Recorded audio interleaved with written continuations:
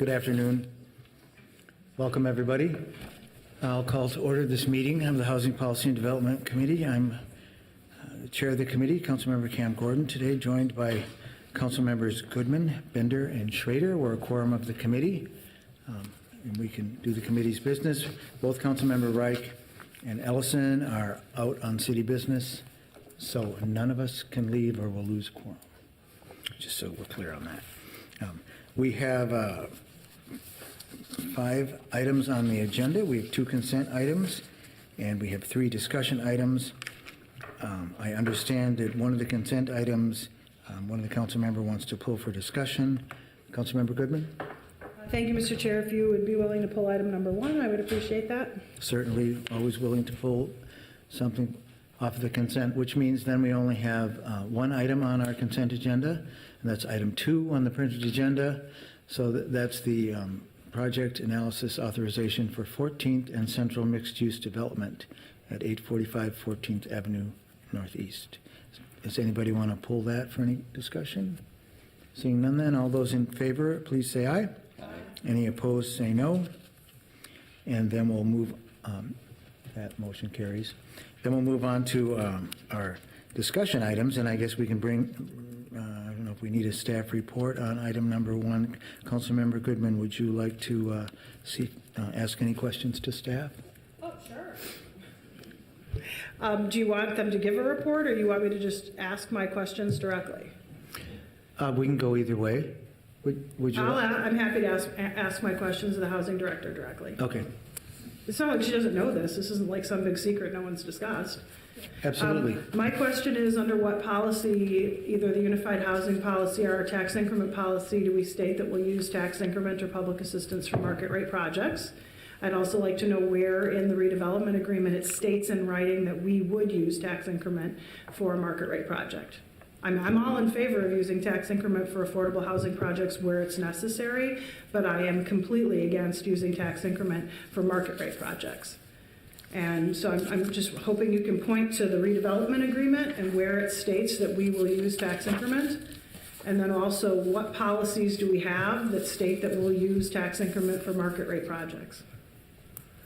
We'll start with that.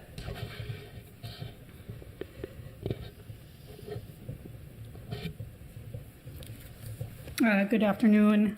Good afternoon. Chair Gordon, members of the committee. I'm Emily Carr, Senior Project Coordinator for CPED. And I think I'll just lead with a little bit of brief history on this project that started back in 2006, which is led by Seward Redesign.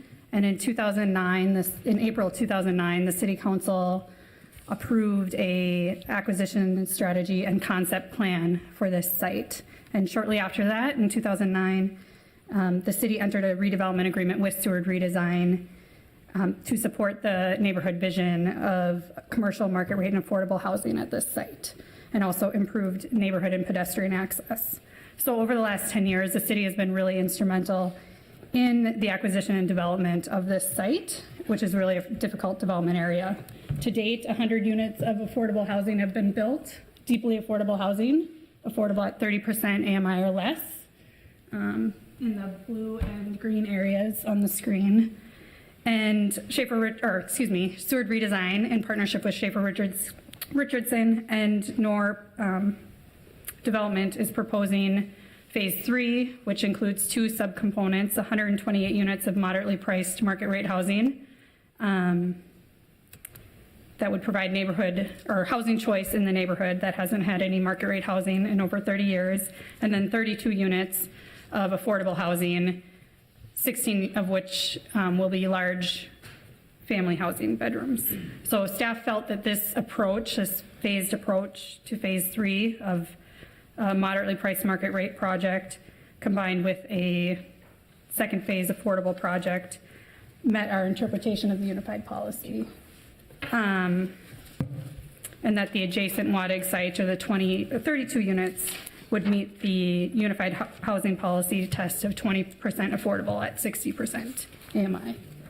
Mr. Chair. And then here's in the redevelopment agreement, I think the relevant, my interpretation would be called for 187 units of housing, of which 20% would be affordable at 50% AMI, So they've completed the affordable requirements.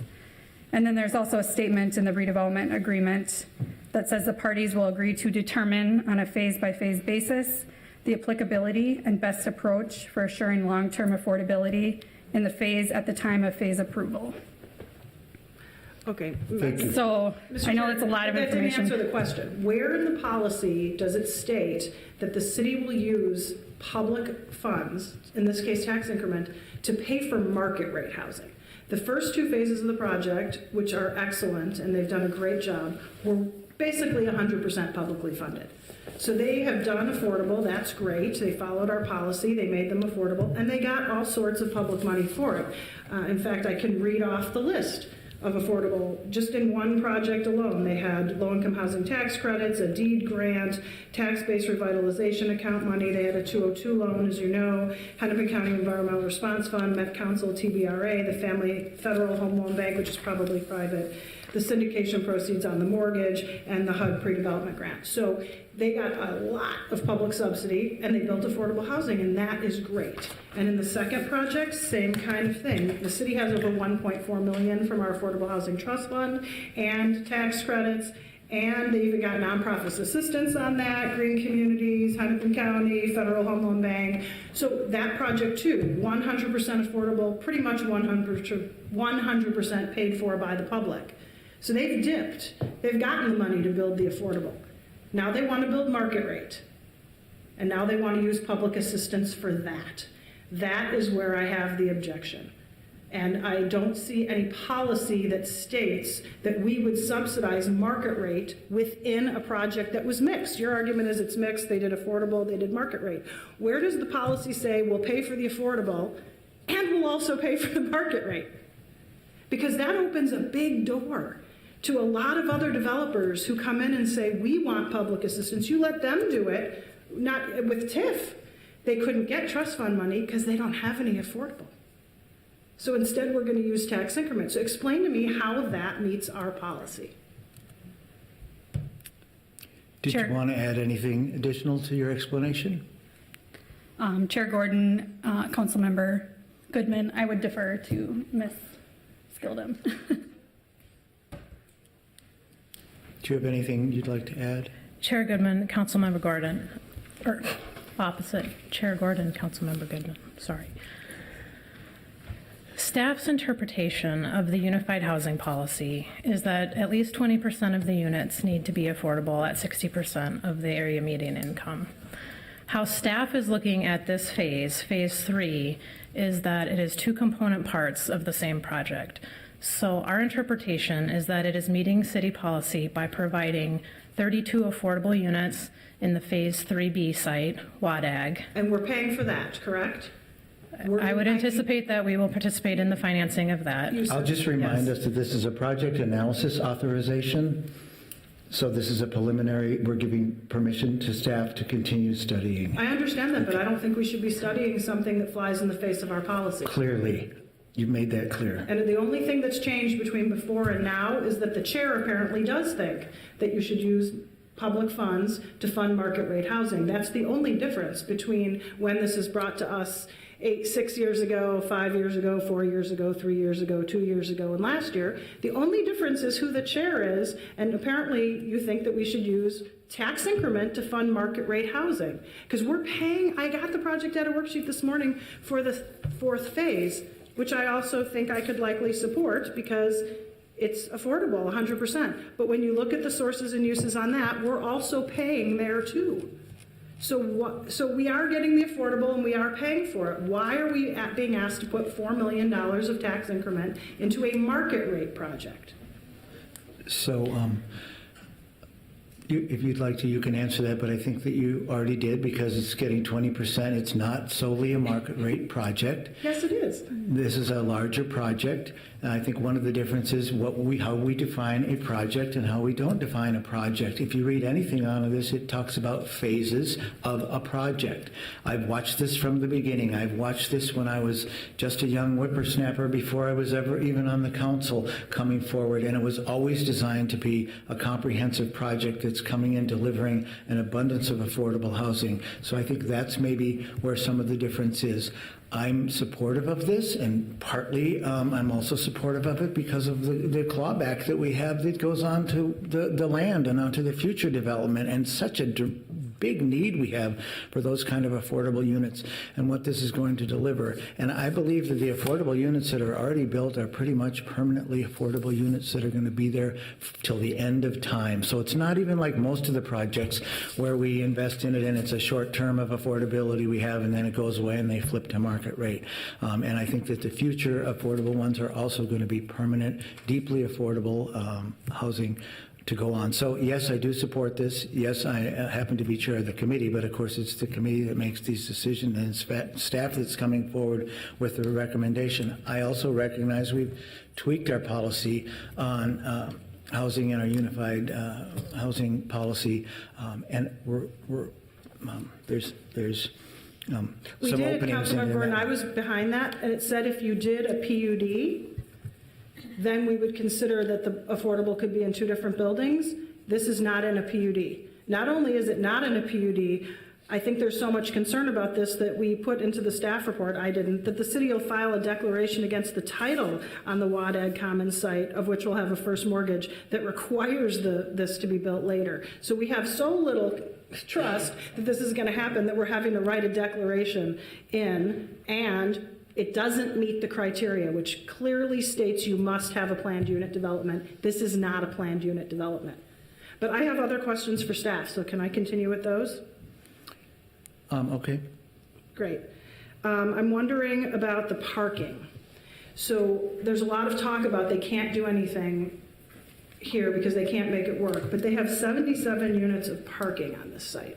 But yet all of the money that we've accumulated for this project calls it a TOD project. I think the picture shows that it's almost immediately adjacent to a light rail station. So just a rough calculation of 77 parking spaces at $25,000 each is about $2 million. So if they didn't build parking, and it is in a transit-oriented area, and it's adjacent to a transit line, that would drop their project costs by about $2 million, closing the gap. Why hasn't that been discussed? Why are we taking money for TOD and putting it into a project and then building 77 parking spaces? Chair Gordon, Councilmember Goodman, I think that's a very good point about the parking and the parking costs. My understanding is that the planning approvals for this part of the project were done in 2016. And I think you raise a good point. Thank you.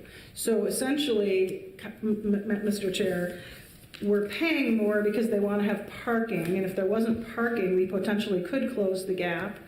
All of the money they got for the previous projects highlight the importance of transit-oriented development in this area. We never fund market rate with public assistance, but we are now. So I guess I would ask why. Is it political or is it policy related?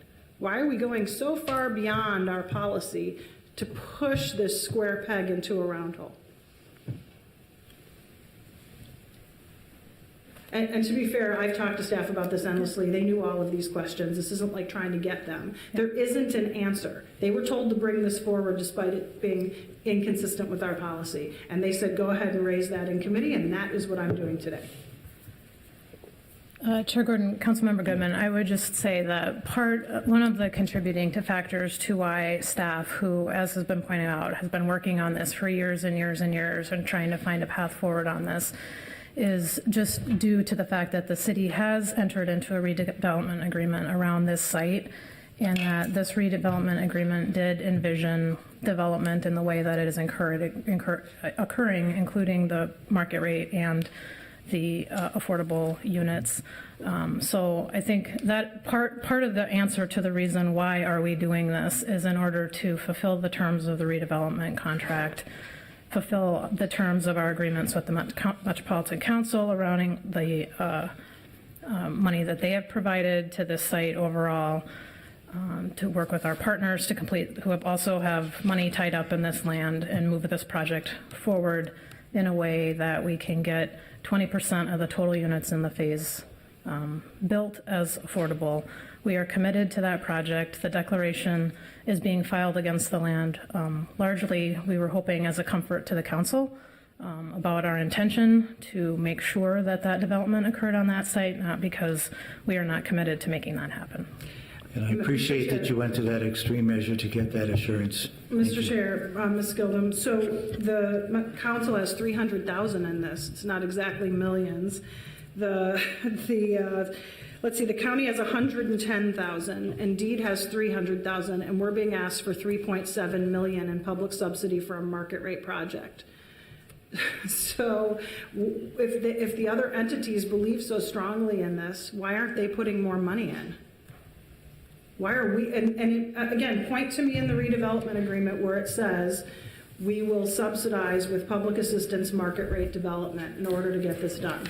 Councilmember Goodman, the redevelopment agreement does not say that. The redevelopment agreement says that we will negotiate on a phase-by-phase basis as how best to achieve the goals of the overall redevelopment plan. So that is what staff has recommended to the council and to the committee. You are free to interpret that language differently if you so choose. Well, you're using the redevelopment agreement as a reason for why we're going against our unified housing policy and our general public assistance policy. So if you're using the redevelopment agreement as why, you have to explain to me what in the redevelopment agreement says we have to do this no matter what, even up to and including spending almost $4 million of public subsidy on a market rate project. Okay, I get it. I know how you guys feel about this, because it's not policy oriented, it's political. I'm aware of it. Could I just Thank you. Councilmember Bender. Thank you, Mr. Chair. Could staff help remind us when the redevelopment agreement was approved and where we can find it? Oh, sure. It was approved in 2009. It's right here. This is the redevelopment agreement. We'd be happy to provide electronic versions if we have one to you. Yes. Mr. Chair, I'll just note there's very few council members left on the city council who were in office in 2009. 3 is the number. But Cam was one. Yeah. Okay. More questions, Councilmember Bender? Thank you, Mr. Chair. I do, as one of the 10 council members who was not in office when this was approved, it has been challenging, I think, for us when I've met about this project over the years. This is basically the argument I hear too, which is that we entered into an agreement and this neighborhood needs market rate housing.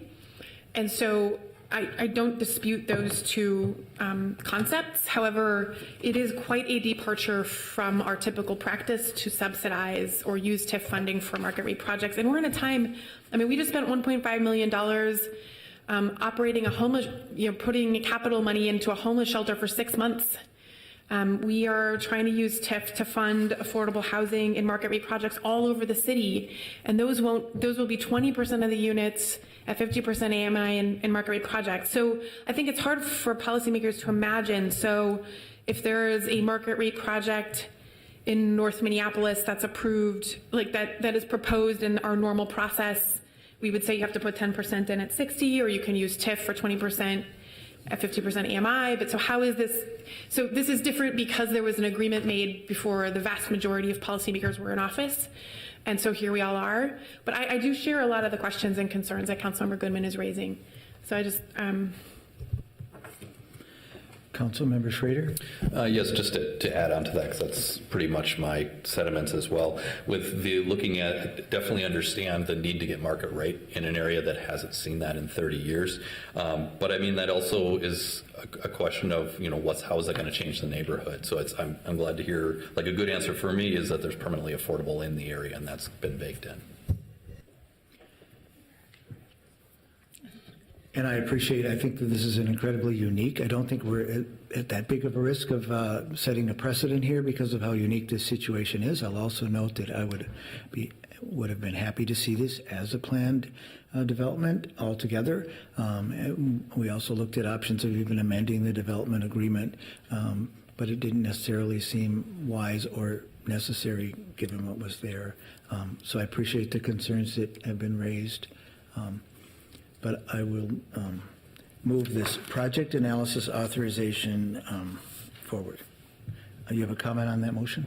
Yes, thank you, Mr. Chair. I do just want to say that I know this has been extremely frustrating for the organizations who are involved in the project and that do really great work in the community. But I still think that this is a policy decision that I'm not sure we've really been given adequate answers to understanding when we would use TIF to fund market rate housing. And we can keep going around in circles about it, but that's kind of the reality that we're faced. So I'm going to vote no today, and I'm open to hearing more from staff and from the council member.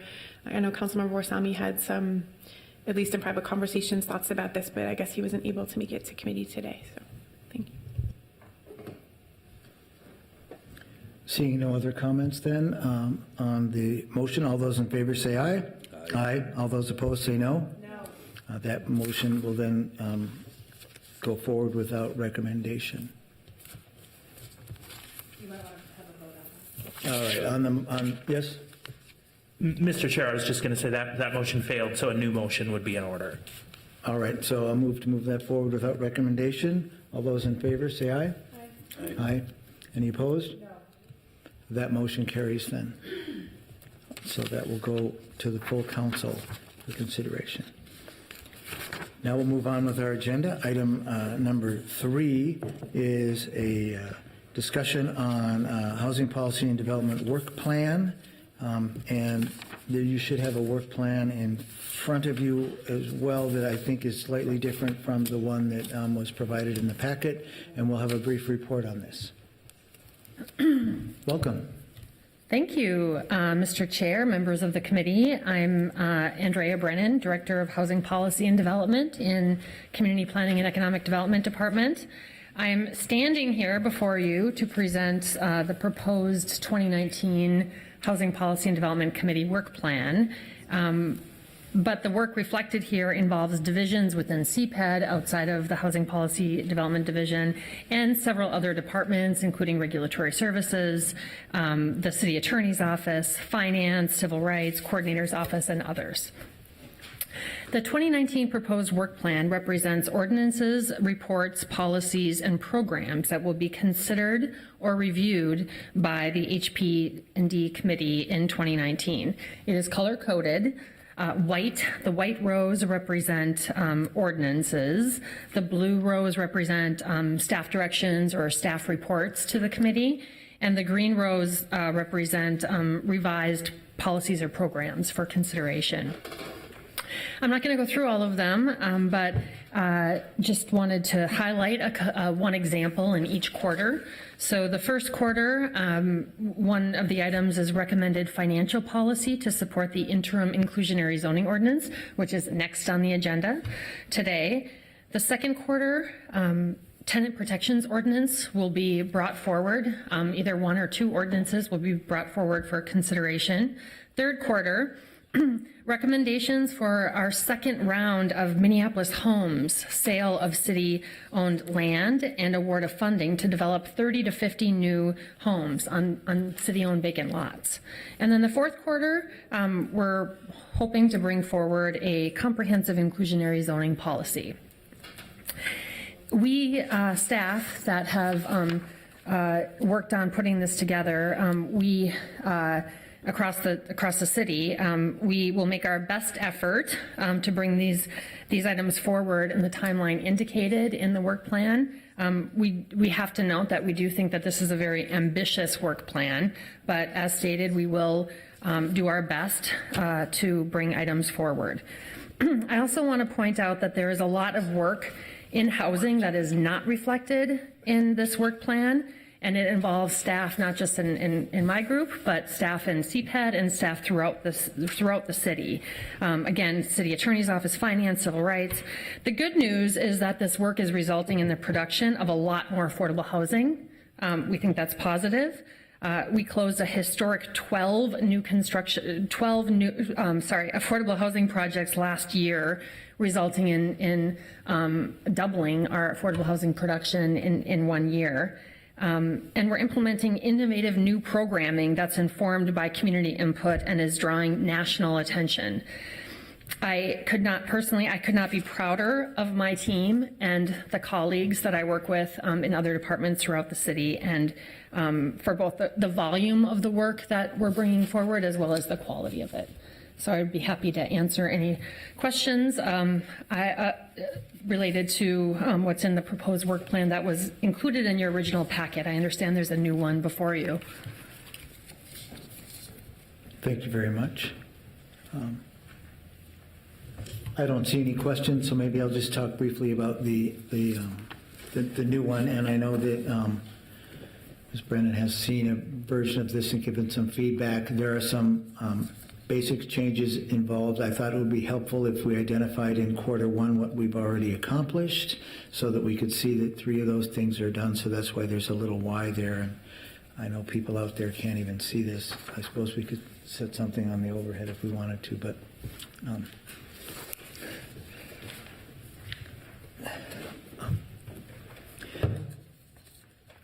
was also some things that I know are in progress that we weren't listed. One of them is that we're hoping to get some information back from our new housing committee, which is on the first page there.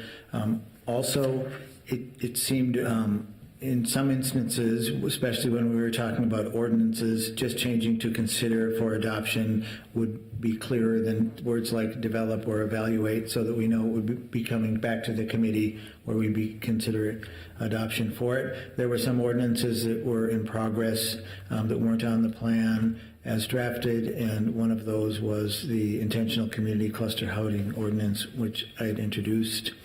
And we're also looking at the sustainable building policy, which could be an ordinance. So thus the color coding.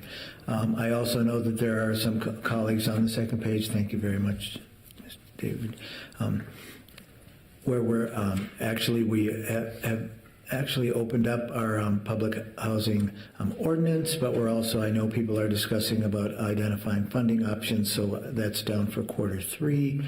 Then we also have the right of first refusal or option to purchase. I know people are working on that, including myself and 2 council members, and I take input on if Q3 is the wrong quarter down there. And then I think most of the other ones are just considering items for adoption and identifying what committees that some of this work might actually go to. And we also have approving the office to end homelessness agreement between the city and Hennepin County, which should be coming forward in the Q4. So anybody have any suggestions or concerns about that? And Councilmember Schrader. Thank you, Mr. Chair. I did want to speak to the right of first refusal and option to purchase that was on this stated for Q3. I would like to move that up to Q2, myself being one of the council members working on that, as well as yourself, Fletcher and Ellison. It's something that this work is supposed to be in collaboration and helpful to plan with staff, but staff's not the only one doing work. And I think it's very informative to say that the council offices of all 4 of our offices are already starting work on this. It is more meant to say in Q2 we'll be starting that work as well as with our community partners. And that's just to inform staff of where things are at. Do you have a question or comment? I take that as a friendly amendment, but only if nobody else objected. Councilmember Bender. Thank you, Mr. Chair. It's maybe partly a question, maybe a comment, which is that some of the things that are more like ordinance work or policy change seem to have quite a lot of overlap with other parts of CPED. Since we have the chair of ZMP here, it seems like some of these things are items that would be implementation of Minneapolis 2040, and therefore a lot of the staff time might come out of that team, or things that are zoning code updates. I know the occupancy ordinance change is ready to go based on work that regulatory services has done. So I know we have, I know we're hearing there's a lot of concern from staff about the workload, and I know that Ms. Brennan said this piece about this isn't just housing staff, but I just wanted to kind of uplift some of the things I think that are ordinance changes are maybe coming in different parts of CPED. Does that sound right, or That does sound right. I think that's a good point. There were some that maybe didn't necessarily belong here, but I wanted to have here as a placeholder, and that we might even want to have a chance to touch, even if the public hearing or most of the work went through, most of them might be zoning and planning as the alternative, but I think that's a good point. And I also just want to note that this is kind of an internal working document for the committee, and it's for us, and then in some instances there's policymakers who are working on these issues elsewhere. If we fail to accomplish all the goals of our committee work plan, I would prefer if the committee chair was held accountable, and it's not that we're going to be holding anybody, city staff accountable. There's work plans and there's other things that are being developed out there as well. So, and it may be that we're too ambitious. I get that a lot, but we're visionaries and dreamers, and we can always modify it. I'll also just note that, case in point, all those things we hope to have accomplished by Q1, which I think is ending today, right? Does it end depends. Maybe it ends at the end of the month, technically in our world, but the season is changing. Nevertheless, we won't necessarily get done with them all in Q1, and that does happen sometimes. Maybe we'll catch up. And I think that Mr. Frank wants to make some comments and to have some words of caution for us. Thank you, Mr. Chair and committee members. We've recommended to you what we think is a very aggressive work plan of work to complete in this year, including work by you and your offices, but also the other departments and CPED divisions that Andrea has mentioned. Our concern about adding things to that work plan, notwithstanding that it's work by others or work that is complete, is that we've said, here's what we think occupies 100% of our time, and now there's 10% more, or whatever the number is, right? That means someone is prioritizing what work happens in what order, and it isn't you, because we've all agreed, if you pass this as amended, that more work than we think can fit is happening this year. That means some things will go into next year, and Mr. Chair, as you've said, maybe that's okay, but that means that there's not a prioritization that's happening, which to me is part of the spirit of the work plan. So I would respectfully request that since you wish to add these things, that we should postpone this item for one cycle so that we can work with you to say, here are the things which are either lower priority, and it's fine if they go into next year, or which shouldn't be on the work plan. So again, the spirit of the thing, respectfully, is here's what we think we can accomplish, and to add, even though it's work by others, is something more than 100%. Thank you. Councilmember Schrader. Thank you, Mr. Chair. I think Director Frank makes a great point. That said, I think there's another way to accomplish this besides pushing this off for a cycle. And just to give an example that you yourself, Mr. Chair, did, we've been in discussions about the community cluster development housing, and one pushback was the need for more staff time, and that was something we were able to work with our community partners to work a little bit more with CPED staff to speed that along. So I think that that is a challenge, but I think we should take that challenge and move forward aggressively. And I would prefer passing it, and a work plan is a plan, and it's in progress, and it can get changed, and then and having those discussions on what we need to talk about.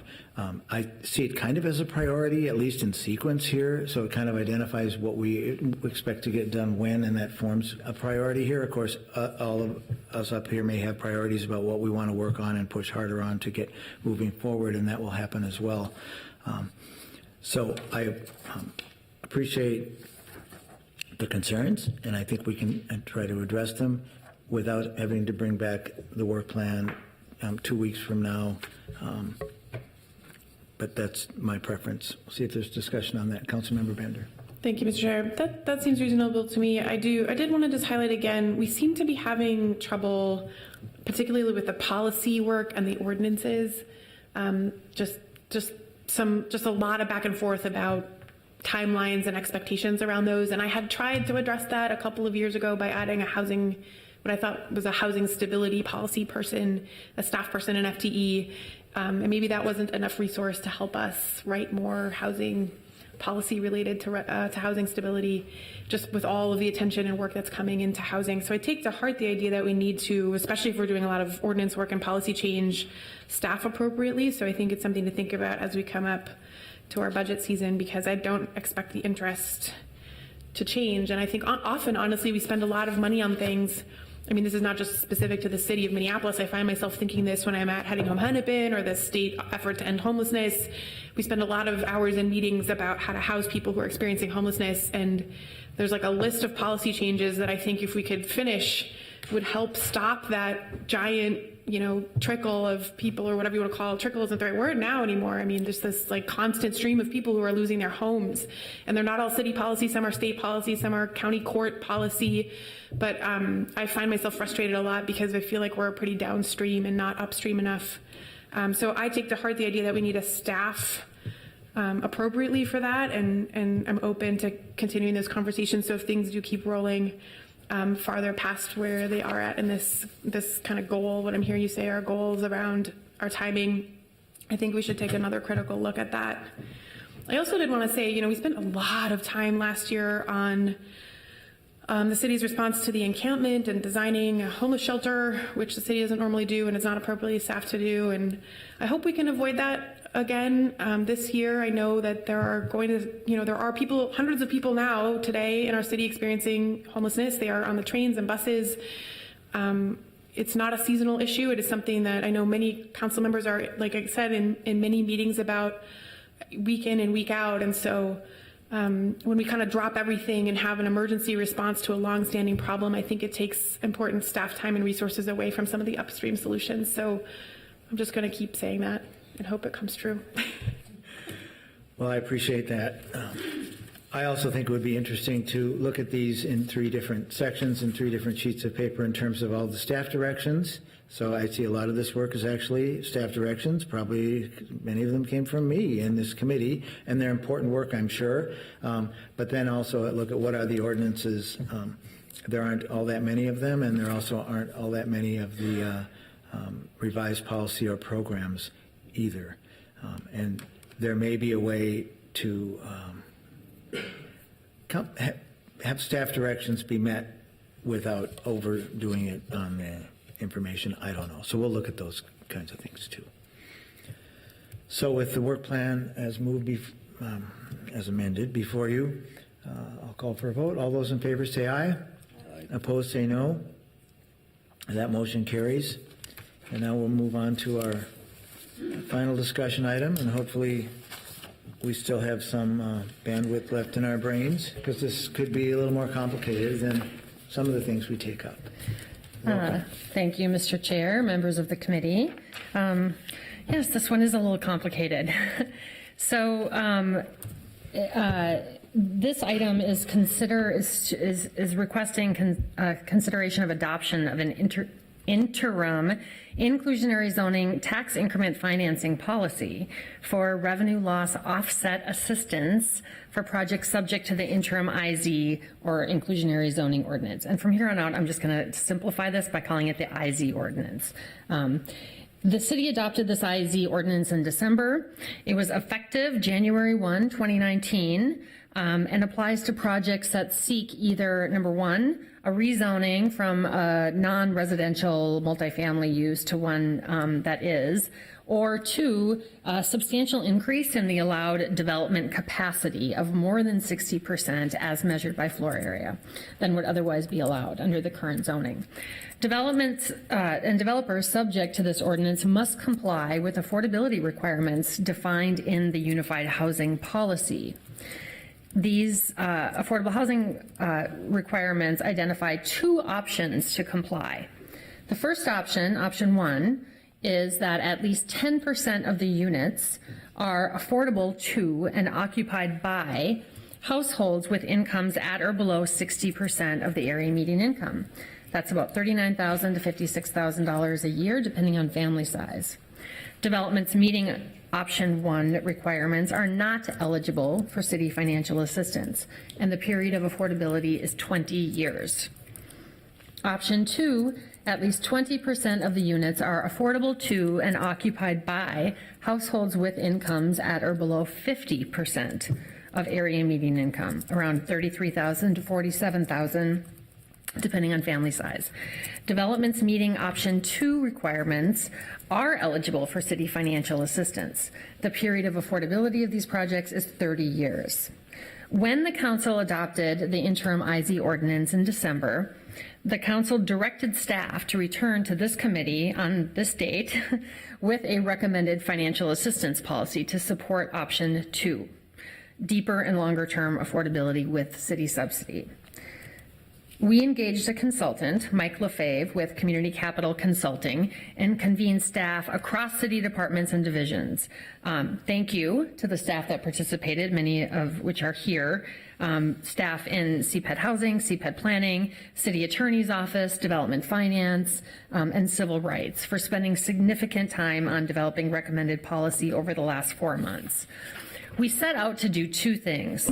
One, to develop the policy we were directed to develop, and 2, to improve the general process for considering TIF requests, to improve citywide coordination and streamline the process. And this is the subject of the next agenda item. The proposed policy, referred to as the revenue loss offset, establishes the methodology staff will use to determine the amount of recommended financial assistance. The amount will be the lesser of 3 things.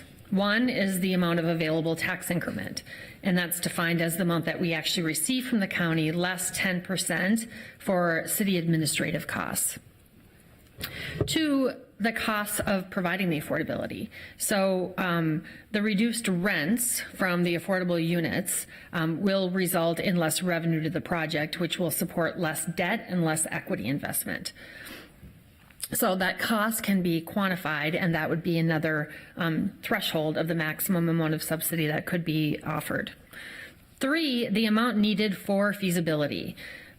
The amount needed for feasibility is not necessarily intended to offset all of the revenue loss, since the affordability requirement is in part in exchange for the city's approval of additional development capacity. Revenue loss offset assistance is intended to ensure that a project subject to the IZ ordinance remains financially feasible to develop. Staff will use generally accepted industry standards, methodologies, and levels, such as yield on cost and return on equity, recognizing that there is no one-size-fits-all approach. So, in a nutshell, the proposed policy says that the amount of tax increment available will be the lesser of these 3 things that I just mentioned. The IZ ordinance and the revenue loss offset policy will impact projects that are structured and would otherwise be 100% market rate projects. And I think that's really important to note here, is that that's the body, that's the universe of projects that we're talking about. We're not talking about any of the projects that of which we're seeing a lot more of, that are coming in, that are proposing 100% of the units being affordable, that are coming in asking for other city resources. These are strictly projects that intend to be, want to be 100% market rate projects, and because of this regulatory structure of inclusionary zoning, they have to meet our affordability requirements. I think Councilmember Goodman has a question. Thank you. Ms. Brennan, but we're only using the tax increment to help with the assistance of the affordable projects. We are not just letting them spend the money on any market rate project within their project, right? Correct. So again, we're only subsidizing with tax increment affordable, which is consistent with our plan. Yes. Thanks. And we've, in our research and our consulting advice, we've learned that successful inclusionary zoning policies are structured with as much simplicity as possible. The policy we're recommending is designed for the financial assistance approvals to run concurrent with the land use approvals and with emphasis on simplicity. The policy will not impose contracting requirements, prevailing wage, apprenticeship, small and underutilized business enterprise, and affirmative action requirements will not apply. The revenue loss offset policy establishes guidelines for provision of assistance. The City Council, however, must still approve the final TIF plan and the final amount of TIF assistance provided to all projects. And then finally, whenever possible, new TIF districts created under this policy will be structured to support the creation of additional affordable housing by taking whatever amount of tax increment that isn't necessary to support feasibility of the project subject to the policy and using that additional tax increment to support the Affordable Housing Trust Fund. So that is what I prepared for this item, and I'm happy to take questions. Councilmember Goodman. Thank you, Mr. Chair. Ms. Brennan, I'm generally supportive of this because I don't like the idea that we would just put in a mandate and not create some sort of incentive. But I am concerned about the amount of tax increment or debt within the city's overall budget. I have been on the council when we've had 16% debt payment in our overall budget, and that's money that we can't spend on everything else, not to mention how it affects property taxes and how property taxes actually affect affordability. So I'm wondering, what is the system we're going to be putting in place to limit the amount of tax increment through this process or others? Because in previous years, we had a couple of requests for tax increment per year because we weren't saying, we'll do TIF for anything, but now we're even willing to do TIF for market rate. So now, of course, people are going to be lining up saying, I want TIF for my project. No, really, I can't get it done without TIF. You gave it to somebody else. So I'm wondering what amount within the city's overall financial policy is too much, and or how projects will have to compete against each other, which actually works well with tax credits. Projects with longer willingness to have their affordability be longer, rank higher, same with the trust fund, those have processes. What are the processes that you or the finance department are thinking about as it pertains to what is a good amount of tax increment to be used for purposes like this, and how projects would compete against each other? Great. Mr. Chair, Councilmember Goodman, so I'm going to take a stab at responding to that question. Matthew Hendricks is here with Development Finance and can jump into and elaborate. A couple of responses. One is that there always is the analysis of what whether or not the project would occur without the tax increment. I mean, so that's a required analysis that we always do for every project. So there isn't going to be ever a scenario where we're not doing that analysis and we're recommending the use of tax increment for a project that could happen otherwise. And what is included in that is that the IZ ordinance projects wouldn't otherwise be feasible with the affordability requirement. So that's the sort of addition to that. It's our best guess that under the interim IZ policy, there could be 1,500 units that would be subject to it. That includes the market rate and the affordable. We don't know. I mean, as of right now, we don't have any applications since January 1 that would be subject to the interim IZ ordinance. So if 50% of the projects, let's say there's 1,500 projects, if 50% of them choose the TIF option, then this would mean that 0.2% of the city's tax base would be in a TIF district each year. So that's 0.2% each year. Over 10 years, if values stay constant, this means 2% of the city's tax base would be captured with IZ-TIF alternatives. That means in year 10, Minneapolis resident property taxes are approximately 2% higher than they would otherwise be without the IZ-TIF. Just two things from that then. That's just the IZ-TIF, but that doesn't take into account the 9 applications that have piled up as a result of everybody thinking we're open for business on tax increment. And also I have so it really probably needs to be something from finance that kind of can set an overall policy. But my second question is with regard to the analysis. I'm just wondering what kind of scrutiny is on the analysis. Let's just use the project we just looked at. They could take out the parking and get a little bit more money from these other sources that are so committed, and they wouldn't have a gap. So at what point do we say, well, if you change this or you change that, you don't need public money? Clearly that didn't happen in the other application before us today, because I was able to point out that 77 parking spaces would cost $2 million, and that the other jurisdictions have like 100 to 300,000 in them. So what kind of rigorous analysis is put in place on the but-for test when you can make design changes or changes like not having as much parking on a train line that would not make them need tax increment? How rigorous is the analysis? How often have you ever said no? So, Mr. Chair, Councilmember Goodman, I'm going to try to answer the question about the analysis, but then I want Matthew to speak to the sort of general, thinking around how much TIF is the right amount of TIF, et cetera. So, as currently proposed, there is some ability under the proposed policy to work with the developer to identify potential for reduced cost. But in our streamlined approach, the intention isn't to necessarily change the development. So it's not the intention of the IZ policy is not to fundamentally change what they're proposing to build. So as it's currently proposed, there isn't much in the form of taking the time that it would require and the analysis and the staffing capacity and all of that to sort of, identify what are the appropriate value engineering principles that could be employed in an IZ scenario. So we currently are not accommodating that right now in the proposed policy. Okay, I'm sorry. Councilmember Gordon, I have a follow-up for that then.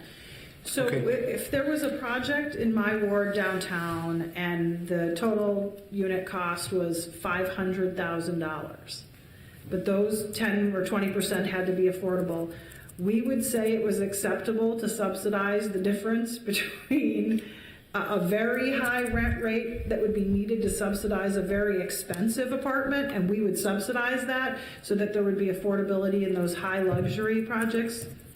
Mr. Chair, Councilmember Goodman, when I summarize the methodology for determining TIF assistance, there's three components, and it's the lesser of.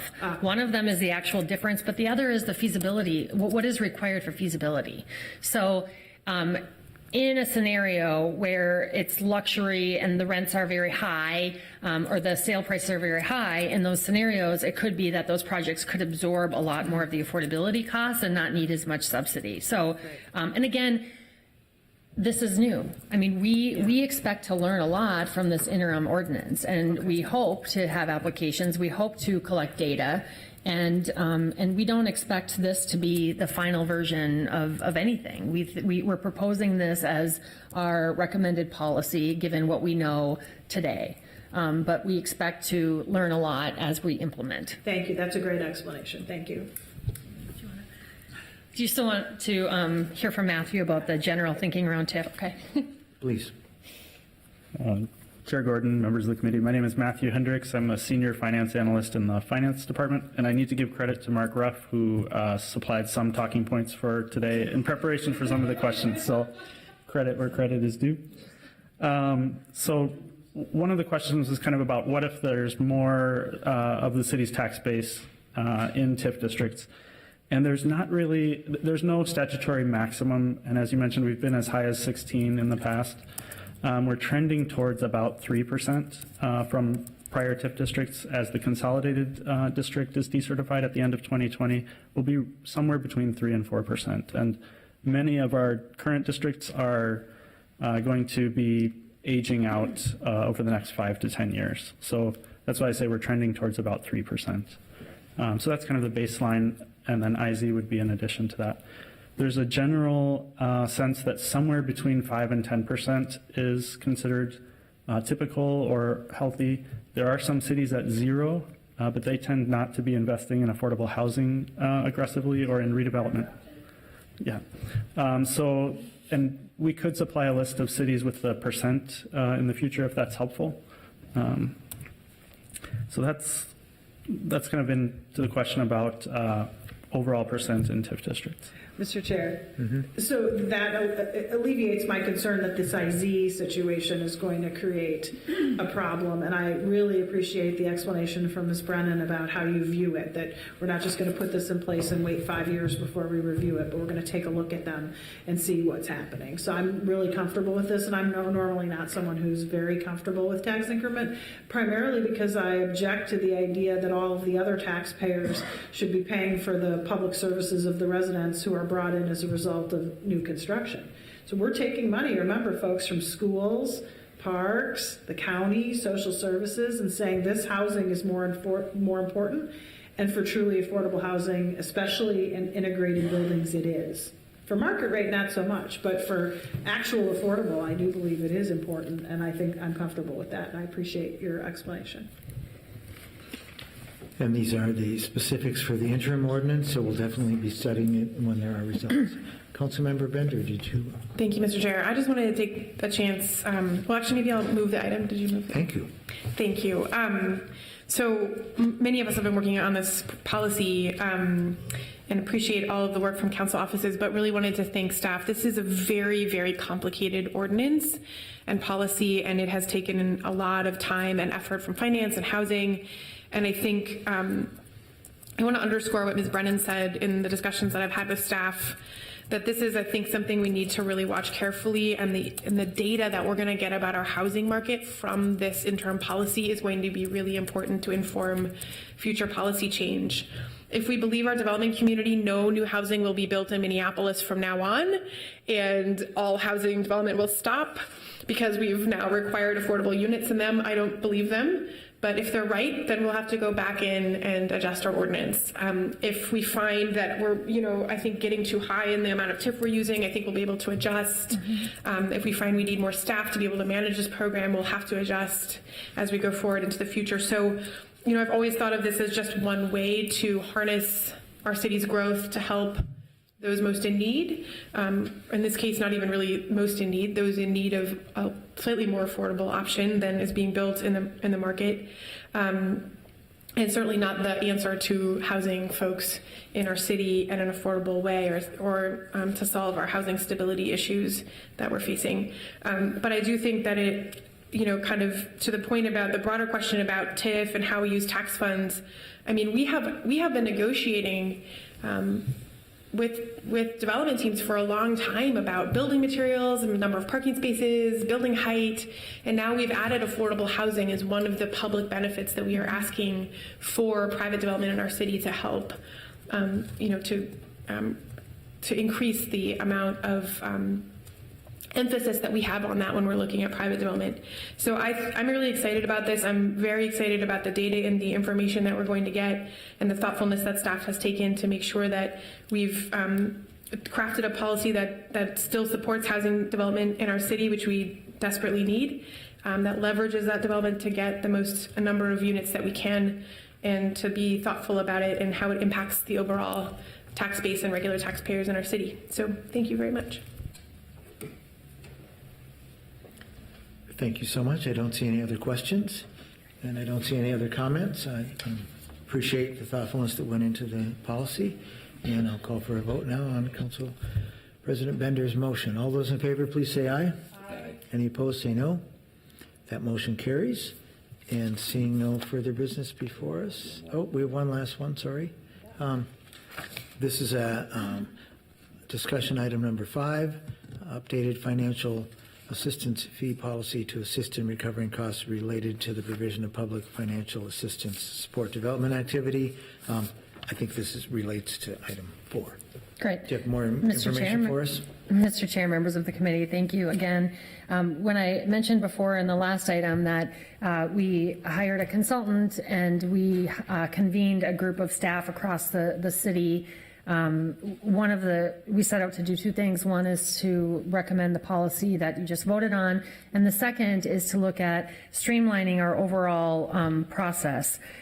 Expanding the supply of affordable housing has been a very clear priority of this council and mayor, and in response, the city has received an increase in the request for general tax increment financing assistance for affordable housing development. the interdepartmental staff team that worked on this did work on specific recommendations on how we could improve our overall process related to these requests. Staff team has identified process efficiencies that will better coordinate internal review and shorten the approval timeline from 6 to 9 months, which is what it currently is, to 4 to 6 months. Key to this process improvement is to replace the request for City Council approval of project analysis authorization, PAA, of which there were 2 of these items on the agenda today, with a joint CPED Director Finance Officer report that's approved by both the city's CPED Director and the city's Finance Officer. This director level approval will give staff authorization to proceed with the TIF statutory approval process, which ultimately does include holding a public hearing and City Council approval of the establishment of the TIF district and the amount of tax increment that is approved. Staff recommends changes additionally to the fee structure. Right now, the fee policy states that the city will determine on a case-by-case basis the fee amount. We're recommending that we charge a flat fee of $15,000 as an origination fee. And then we further recommend that we treat the IZ projects a little differently and that we not apply a $3,000 upfront application fee, since they will need to probably apply for that, and so that they have a sense of really what option under the TIF ordinance works best for them. So happy to take any questions. Councilmember Goodman. Thank you, Mr. Chair. So you're suggesting that we shouldn't see anything prior to the time that you do the analysis and determine you want to do a TIF district? Mr. Chair, Councilmember That's a bad idea if the answer is yes. The answer is that we would review, we would make a determination. Staff would first, and the staff team of typically it's a CPED project coordinator, someone from the city attorney's office staff, and development finance staff would review the application, make sure it meets the requirements of our TIF policy, our unified housing policy, and then make a recommendation to a CPED and CFO director's report. We propose that director's report would CC the chair of the committee that it would go to, whether it be, so it may, in some cases may be HPD, it may be EDRS, as well as copy the council member whose ward the project is in. That's currently what we're proposing. Mr. Chair, Yes. I totally object to that. I don't think it's a good idea for you to basically get so far down the road that we can't say no. I mean, I just heard Councilmember Gordon today say, this is just a project authorization. Were you waiting until it was already something that everyone had decided to do before it would come to us? I mean, that's kind of what I was hearing today. So this is public information, and we should have access to it too. So if you want to change the system, my suggestion is that every council member that expresses interest in any TIF application that comes in, and I would be one of them, would be notified. If everyone else doesn't care and they don't want to be notified, fine. But I want to be notified because I'm tracking the total amount of tax increment that the city is diverting from the other jurisdictions, and I'm concerned about it. And as it pertains to EDRS, we haven't done a TIF district in EDRS in quite a long time. So I don't think I'd be seeing many of them because we just don't have job-related economic development that rises to the level of getting public subsidy, because we're not luring Amazon here and offering them money in order to come here, and I'm glad we're not doing that. But I want to see all of the ones that come in, and I would probably weigh in then before it came to committee. I understand the IZ thing has to happen faster, but then we should still get notice of it in some way. So the recommendation, though, is for the expedited process for all TIF applications, is that correct? Mr. Chair, yes, it is. And to Councilmember Goodman's point, we could build into the process that we notify any council members who are interested in being notified of this, so that there's an opportunity for earlier engagement. We're just trying to, again, 6 to 9 months is a really long time to work on these projects, and in the history of seeking the project authorization, we've only had one not be approved in the 11 13-year history that we've been doing this, so it adds a significant amount of time to the review process, and it does seem to be a way to condense the timeline. Councilmember Bender. Thank you, Mr. Chair. I was able to talk with staff about this, and I support the change. I think it is a reasonable way to approach, how we're managing staff time and really kind of honoring the amount of work that goes into these projects. So I support this. I think, the details about communication, matter, and I would, I guess, be supportive if council members want to know what's going on. That seems reasonable, but I do think we need to, if we are committed to using this tool to build affordable housing in the city, which I am, allow our staff to be able to do that. And I'm actually really excited that we were able to double the amount of units that were, deals that were closed last year, and the units that we're getting through this tool. I think it's a great way for us to get affordable housing built in our city. So thanks. Thank you.